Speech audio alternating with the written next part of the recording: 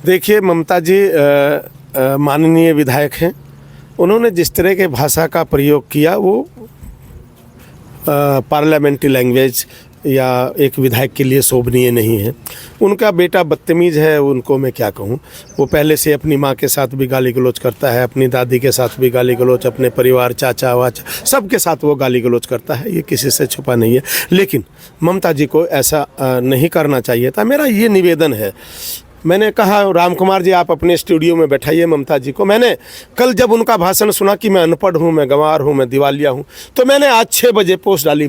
मैं एक पोस्ट रोज़ाना डालूँगा सुबह 6 बजे।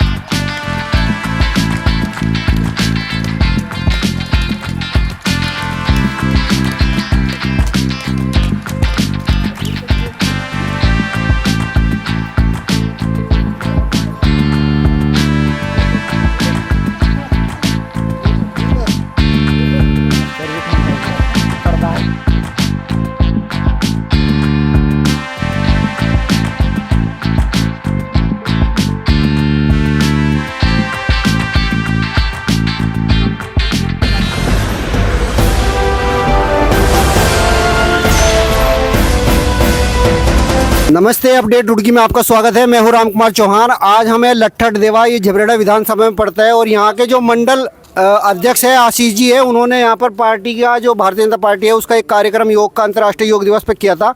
और कुछ योग अंतर्राष्ट्रीय योग दिवस में जो मुख्य अतिथि के रूप में यहाँ पे पधारे थे देशराज कर्णवाल, जो माननीय मंत्री है और विधायक भी रहे पूर्व इस विधानसभा से। हम कुछ बातचीत करना चाहेंगे। आज अंतर्राष्ट्रीय योग दिवस पर माननीय मंत्री जी आप क्या संदेश देना चाहोगे?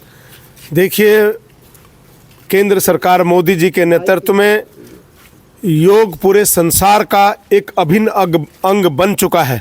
भारत माँ परम वैभव की ओर जा रही है। और अगर मैं यूँ कहूँ कि आज भारत माँ परम वैभव की ओर जा रही है, तो दूसरी ओर मेरा सभी देशवासियों से, खासकर उत्तराखंड के युवाओं से, क्योंकि हमारे यशस्वी मुख्यमंत्री श्री पुष्कर सिंह धामी जी की एक चिंता है कि आज 1947 में हमारा देश आज़ाद हुआ, लेकिन आज भी अंग्रेज़ों की कुछ बुराइयां हैं, उनके हम गुलाम हैं। नशे की बुराई, आज पुष्कर सिंह धामी जी ने समाज कल्याण विभाग के माध्यम से बहुत सी ऐसे योजना चलाई है, जैसे नशा मुक्ति केंद्र।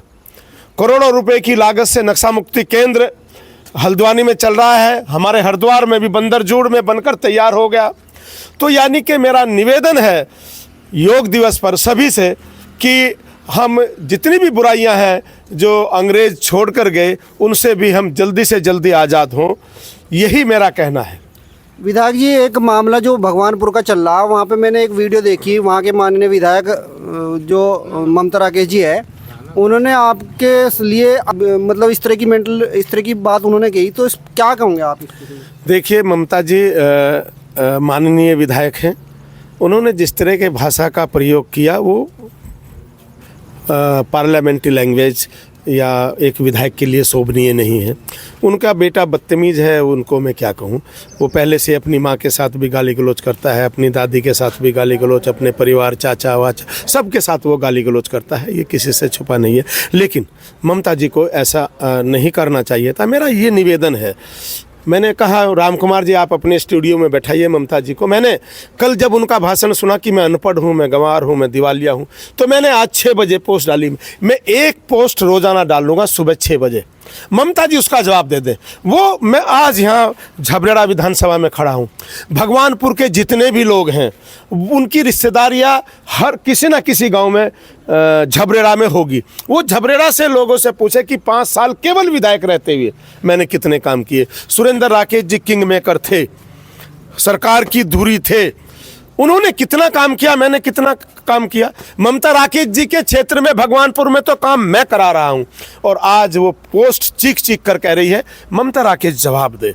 आप पढ़ लेना, आज मैंने पोस्ट डाली है। और एक पोस्ट, क्योंकि मैंने केवल झबरेड़ा के साथ साथ मैंने पूरे हरिद्वार की चिंता की है, मैंने पूरे उत्तराखंड की चिंता की है, क्योंकि विधायक केवल अपने क्षेत्र तक ही सीमित नहीं रहता, विधायक पूरे उत्तराखंड का होता है। उत्तराखंड के किसी भी भूभाग पर किसी भी व्यक्ति को कोई भी चिंता होती है तो वो उस चिंता को विधानसभा में उठाता है, और यही मैंने 5 साल विधानसभा में किया। सर्वाधिक प्रश्न, सर्वाधिक याचिका लगा करके। और ममता जी से पूछिए राम कुमार जी, उन्होंने विरोध किया। जब मैं भगवानपुर की समस्या उठा रहा था, याचिका पढ़ रहा था, तो उन्होंने खड़े होकर के विरोध किया। जो विधानसभा में हमेशा वो प्रमाण जिंदा रहेगा, लेकिन कोई बताने वाला नहीं था भगवानपुर में। अब मेरी पार्टी ने जो दायित्व मुझे दिया है, पूरे प्रदेश का दायित्व है, विधानसभा चाहे भगवानपुर हो, चाहे ज्वालापुर हो, चाहे झबरेड़ा हो, चाहे हरिद्वार की कोई सी भी विधानसभा हो, वहां जाकर के अपनी सरकार द्वारा चलाई गई योजनाएं, केंद्र सरकार द्वारा चलाई गई योजनाओं का मैं बखान करूंगा। उसमें ममता जी हो या कोई और हो, उनके पेट में दर्द नहीं होना चाहिए। विधायक जी, मंत्री जी, जो आज अंतर्राष्ट्रीय योग दिवस है, आप क्या अंतर्राष्ट्रीय योग दिवस पे के इस तरह के ये जो राजनीतिक वाद विवाद होते हैं, अगर ये राजनेता भी योग करें तो इससे बचा जा सकता है? ये बात सही है, और मैं भी क्षमा प्रार्थी हूँ, क्योंकि अगर दिल के आईने काले रहेंगे, चेहरों पे कैसे उजाले रहेंगे, धुआं बन के उड़ जाएंगी सब किताबें, अगर अपने होठों पे ताले रहेंगे। मेरे से रुका नहीं जाता किसी, अगर कोई मेरे प्रति कोई बात कह रहा है तो मैं जवाब देता हूँ। मैं कोशिश करूँगा कि रोज़ाना योग करूँ, और ऐसे जो वैचारिक भ्रांति फैलाने वाले लोग हैं या राजनेता है, उनकी बात का बहुत ज़्यादा कोई जवाब ना दूँ। चलिए, यहाँ पे मंडल अध्यक्ष आशीष कुमार जी भी साथ में है, तो आपके मंडल में ये कार्यक्रम हुआ, भाई साहब क्या आप संदेश देंगे? धन्यवाद राम कुमार जी आपका और आपके न्यूज़ का। संदेश ये है कि करे योग रहे निरोग। आप सभी का, जो मेरी टीम, माननीय मंत्री जी और गौरव कौशिक जी, रविंदर पनियाला जी, भाई अनीश गौड जी, आप सभी का बहुत बहुत, आपके चैनल से इनका सभी का हार्दिक धन्यवाद, आभार। इन्होंने कार्यक्रम को सफल बनाया। जी भाई साहब, आप योग के विषय में क्या संदेश देना चाहोगे लोगों को? मैं पहले तो आपका धन्यवाद करता हूं। आज विश्व योग दिवस के शुभ अवसर पर मैं सभी देश और प्रदेशवासियों को, सभी मानव जाति को बधाई देना चाहता हूं, शुभकामनाएं देना चाहता हूं कि हमारे देश के यशस्वी माननीय प्रधानमंत्री जी की पहल पर ये योग दिवस आज पूरे विश्व में मनाया जा रहा है। योग एक ऐसी समाधान है जिसे कहते हैं ना रामबाण। किसी भी बीमारी में रामबाण की जो दवाई होती है वो सब काम करती है। योग भी ऐसा है कि अगर हम योग करेंगे तो पूर्ण रूप से हम निरोगी रहेंगे, स्वस्थ रहेंगे, और जब स्वस्थ रहेंगे तो स्वस्थ भी रहेंगे, जब स्वच्छ भी रहेंगे, देश आगे बढ़ेगा। और ये जो फालतू के खर्चे हैं जो अनावश्यक रूप से बीमारी के रूप में इंसान के ऊपर पड़ते हैं, अगर हम समय से कुछ समय अपने जीवन के लिए निकाल कर योग करें तो हम इन बीमारियों से बच सकते हैं और एक स्वस्थ भारत हम बना सकते हैं। मेरा यही आग्रह है इस अवसर पर कि सभी लोग समय से उठे, कुछ अपने जीवन के लिए थोड़ा सा समय दें और योग करें और निरोग रहें। बहुत बढ़िया बात भाई साहब ने बताई, अनीश गौड़ जी ने, कि योग करें और निरोग रहे। सुरेश चौधरी जी भी हमारे साथ में है। भाई साहब, क्या कहोगे आप अंतर्राष्ट्रीय योग दिवस पर? मैं अंतर्राष्ट्रीय योग दिवस पर देशवासियों को शुभकामनाएं देना चाहता हूं, और कार्यक्रम में आए हम सबको भी बधाई और शुभकामनाएं देना चाहता हूं। योग शरीर को स्वस्थ रखने का बिना खर्चे का तरीका जो है वो योग ही है एकमात्र।